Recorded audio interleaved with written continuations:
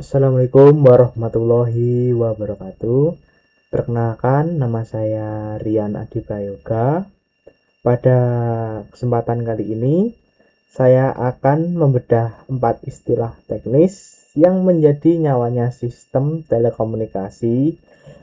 Pembahasan kita akan menelusuri perjalanan sinyal mulai dari sifatnya saat memancarkan bebas di udara sampai ke masalah-masalah teknis yang sering diam-diam terjadi di dalam kabel transmisinya. Nah, pada kesempatan kali ini saya akan membahas parameter antena dan saluran transmisi, ya kan. Nah, di pembahasan kali ini, ya kan, yang intinya yang kita bahas itu ada memahami bandwidth, VSWR, faktor refleksi, dan impedansi masukan.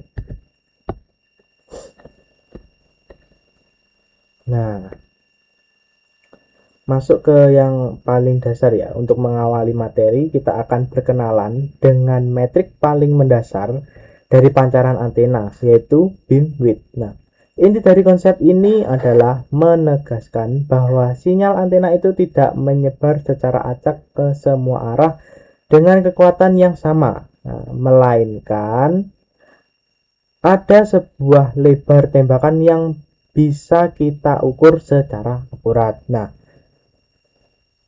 teman-teman tahu nggak sih apa itu beamwidth? Nah, beamwidth sendiri itu adalah lebar beamwidth atau lebar berkas adalah perbandingan antara daya yang diradiasikan dibagi dengan intensitas radiasi maksimumnya. Nah, secara matematis ini cuma urusan membandingkan total energi keseluruhan yang keluar dari alat dengan titik energi yang paling kuat.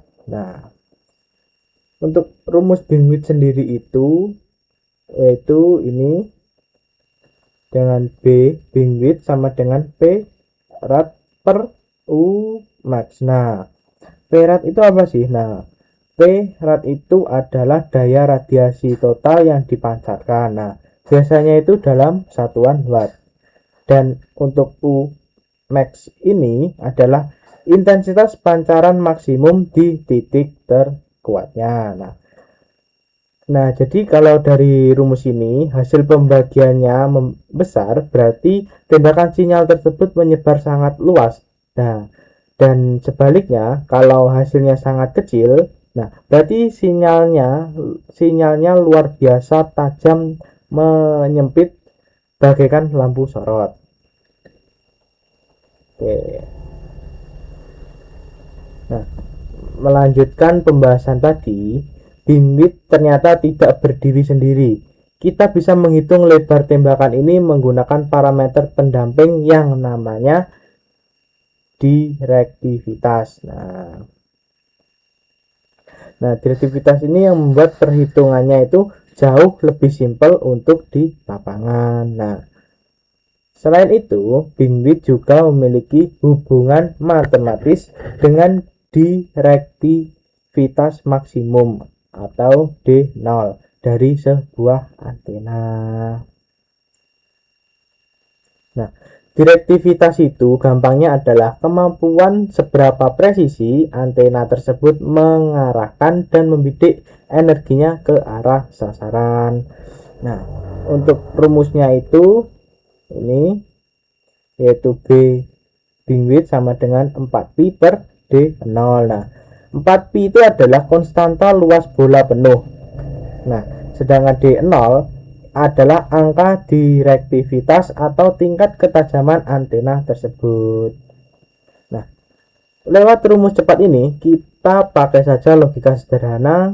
Semakin tinggi nilai direktivitas antena kita atau semakin tajam kemampuan bibitnya, maka otomatis sebaran sinyalnya, bandwidthnya itu pasti semakin sempit.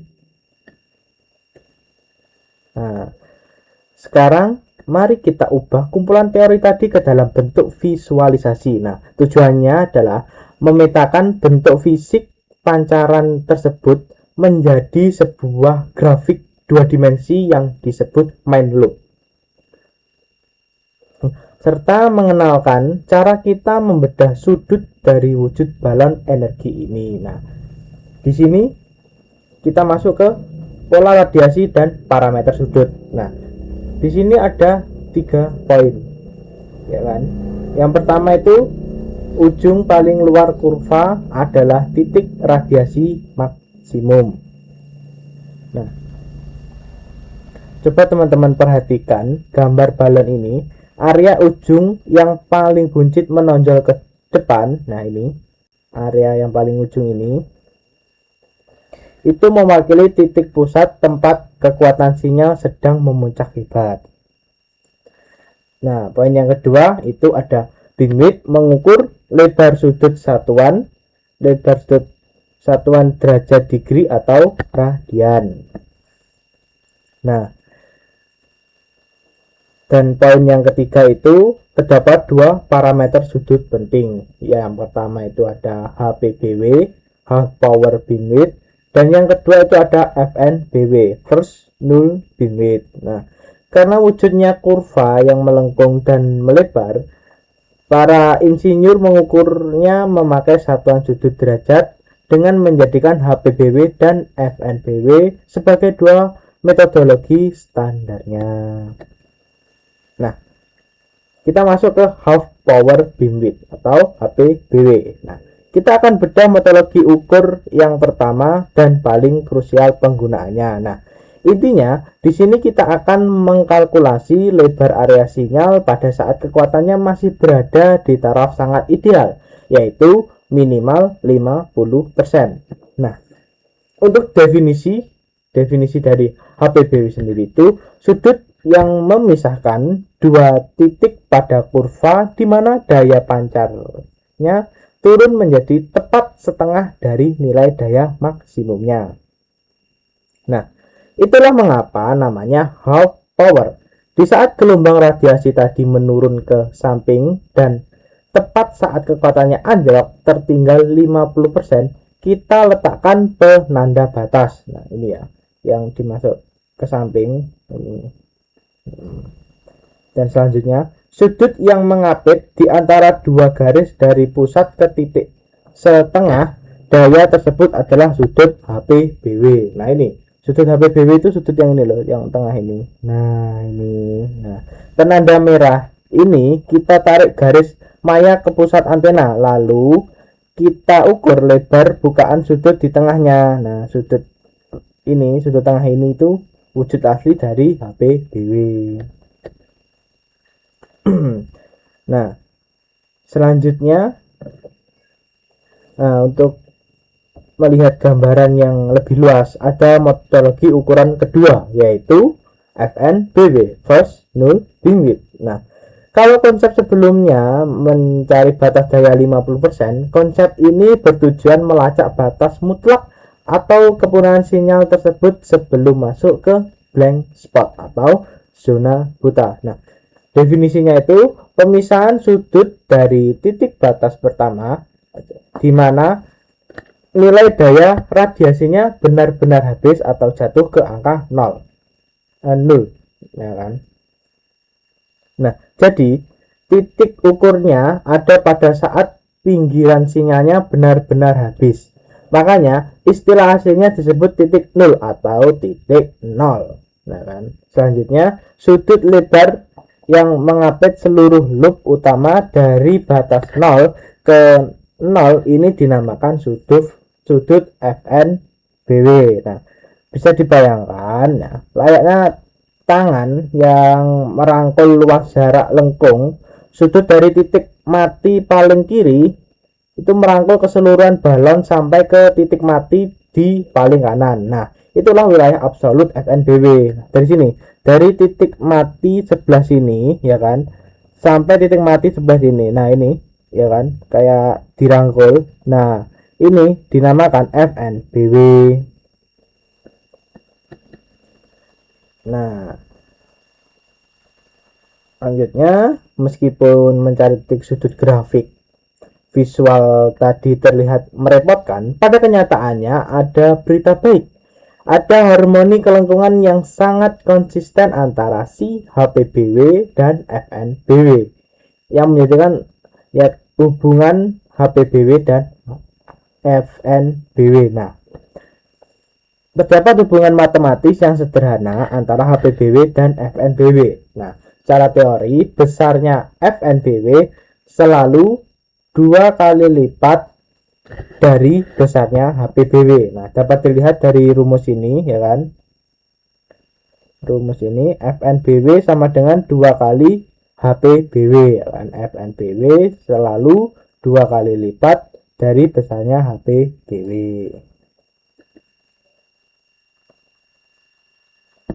Nah, meninggalkan bahasan gelombang radiasi di atas saudara, kini saatnya kita turun melihat apa yang bersembunyi di dalam instalasi kabelnya. Nah, tujuan konsep berikutnya ini adalah menyingkap fenomena malapetaka yang terjadi saat jalur komunikasi kita ternyata mengalami ketidakcocokan spek, ya kan? Nah, di saluran transmisi dan gelombang berdiri ini terdapat 4 poin. Yang pertama itu ada sinyal mengalir dari perangkat ke antena melalui saluran transmisi. Nah, hambatan alat yang ukurannya agak setara atau tidak matching, ya kan? Yang ini, yang kedua ini, ya kan, poin kedua. Jika impedansi tidak matching, ya kan, sebagian sinyal akan dipantulkan kembali, nah kan. Nah, jadi jika impedansinya itu tidak matching, sebagian sinyalnya itu akan dipantulkan kembali. Nah, hambatan alat ini tuh setara atau tidak matching itu akan bertindak seperti benteng, ya kan. Aliran arus sinyal yang mendobrak maju terpaksa tertolak menabrak balik ke sumbernya, ya kan. Nah, untuk poin yang ketiga itu pertemuan gelombang maju dan mundur menghasilkan standing wave atau gelombang berdiri. Poin yang keempat, pada gelombang ini terdapat tegangan maksimum Vmax dan tegangan minimum Vmin. Nah, tabrakan deras antara arus maju dan hantaman arus mundur ini melahirkan kondisi anomali di mana ada gelombang yang seolah dia membeku di dalam kabel. Gelombang beku atau standing wave, inilah sarangnya tegangan memuncak di titik Vmax dan merosot tajam di Vmin.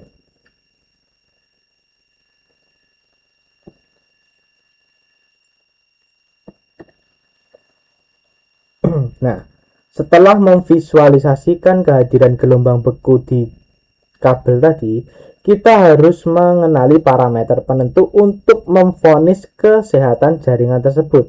Parameter ini adalah rapor metrik tingkat keparahan benturan sinyal akibat gelombang diam tadi, yaitu VSWR atau voltage standing wave ratio. Nah, definisinya itu perbandingan antara nilai tegangan maksimum dengan tegangan minimum pada gelombang berdiri. Nah, begitu krusialnya parameter VSWR ini untuk kalibrasi jaringan telekomunikasi, padahal rumusan pengerjaannya sangat lugas. Nah, untuk rumusnya itu ini ya, ada VSWR sama dengan Vmax per Vmin. Nah, Vmax ini adalah letak tegangan memuncak terkuat akibat tabrakan, sedangkan Vmin adalah letak tegangan di lembah yang paling lemah. Nah, kita cukup membagi puncak voltase tertinggi dengan voltase terendah tersebut. Nah, sangat ideal apabila tidak ada secuil pun gelombang tabrakan, nilai murni VSWR akan bermuara di angka 1 mutlak. Nah, jika VSWR itu sekedar menilai rasio kekacauannya, parameter 1 ini membahas rincian detailnya. Di sini kita akan membedah spesifik perihal kalkulasi matematis, tingkat kebocoran atau seberapa besar energi potensial yang justru dipaksa balik memantul, yaitu di faktor refleksi, yaitu mengukur seberapa besar nilai yang dipantulkan sampai kecocokan mismatch impedansi. Nah,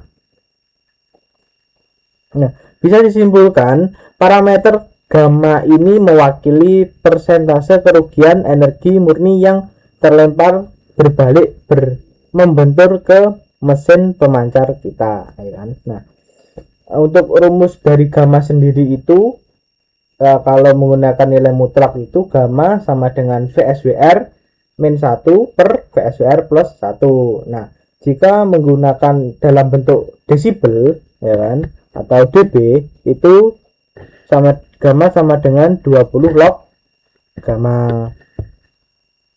Nah, rumus utamanya itu yang ini yang mutlak ini itu tinggal meminjam kalkulasi VSWR tadi. Tapi demi kebutuhan layar pembacaan di luar ruangan, nilai gamma bentuk pecahan ini terlalu rawan error, sehingga banyak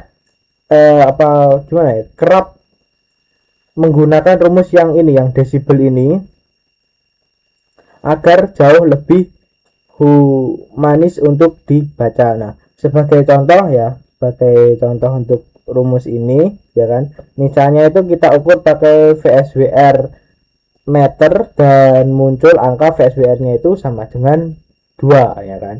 Kita masukkan ya. VSWR-nya 2 yaitu di sini 2 dikurang 1. Nah, di sini 2 ditambah 1 sama dengan 1 per 3. Nah, itu sekitar 33%. Nah, hasilnya itu sekitar 33%. Nah, artinya apa? Artinya sepertiga dari energi pemancar radio kita gagal memancar dan malah terbuang merusak kabel kita sendiri. Nah, sampailah kita ke impedansi masukan atau Z-in. Nah, impedansi input antena bergantung pada faktor refleksi. Pada faktor refleksi, ya kan? Gamma dan impedansi karakteristik saluran itu ZO. Z0, sorry. Nah, segala turbulensi atau pusaran pantulan energi berupa gamma, imbas akhirnya akan berakumulasi mengacaukan nilai asli ketahanan pabrikan Z0 menjadi angka beban palsu, yakni impedansi masukan Z-in. Nah, untuk rumus dari Z-in itu sama dengan 1 plus gamma per 1 min gamma kali Z0.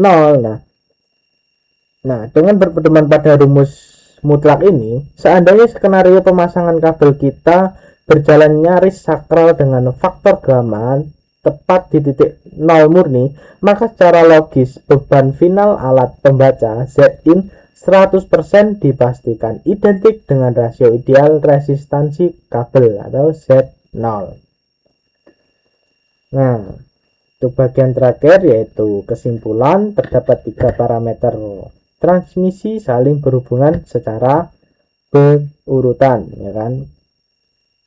Yang pertama itu ada ketidakcocokan impedansi membuat sinyal memantul atau faktor refleksi. Nah, sesungguhnya seluruh parameter akar penyebabnya itu bermula murni akibat besaran spesifikasi perangkat yang tidak sinkron. Arus pun terpaksa kembali memantul atau melahirkan faktor refleksi.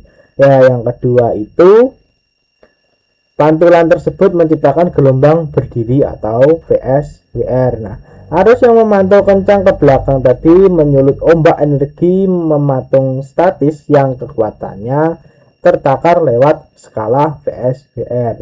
Yang ketiga, dari parameter tersebut kita bisa menentukan impedansi masukan atau Z-in. Nah, sebab kekacauan ombak itulah berimbas telak mendikte